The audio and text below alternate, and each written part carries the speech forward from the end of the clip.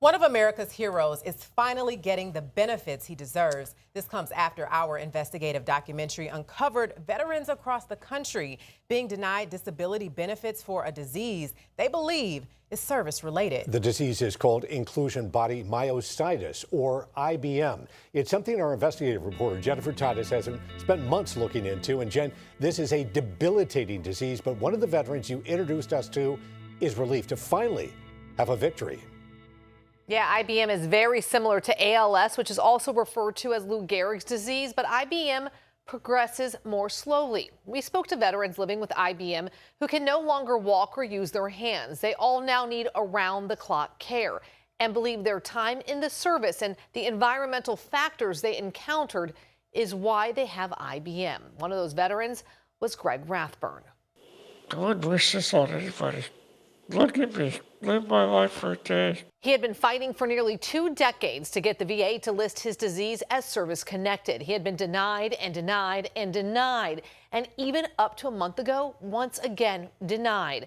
But after our initial reporting on Greg's day-to-day life aired, the VA reversed its decision and granted Greg 100% of disability benefits. Greg and his wife received this letter specifically noting that due to the high-profile nature of the current claim and related news coverage, the VA contacted them about the decision. So they completely took care of him at that point and took the payment retroactive 2 years.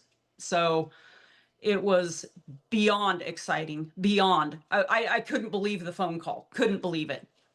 I was yelling. I was like, what? And Greg was sitting there. I didn't believe it. Yeah, he didn't believe it. He kept saying to the guy, "Are you kidding us? Is this for real?" And the guy kept saying, "Yes, this is for real. It's not a joke." I thought it was a scam call. But the fight, the Rathburns say, is not over yet. As you saw in our documentary, Diagnosis Denied, the fight continues to get the VA to recognize the disease as presumptive, meaning that any veteran diagnosed with IBM that goes to the VA will be approved for benefits. Currently, they have to go through a case-by-case claim process, which always, we're told, ends in denial and then years of appeals. Right now, the VA is waiting for a study from the National Academies of Sciences, Engineering, and Medicine to be completed that looks at the impact of IBM on veterans. But look at this data that came from a VA listening session about neurological disorders last week. It shows a big gap in veterans with IBM compared to the general population, and that's what we know they use to decide whether a condition is presumptive. We know lawmakers are also pushing for this to be presumptive. 2 have already written letters to the VA requesting that they urgently take action. So, of course, we'll keep you updated. Jennifer Titus, 10 Investigates. And you can watch the half-hour investigative documentary Diagnosis Denied streaming on the 10 Tampa Bay News app.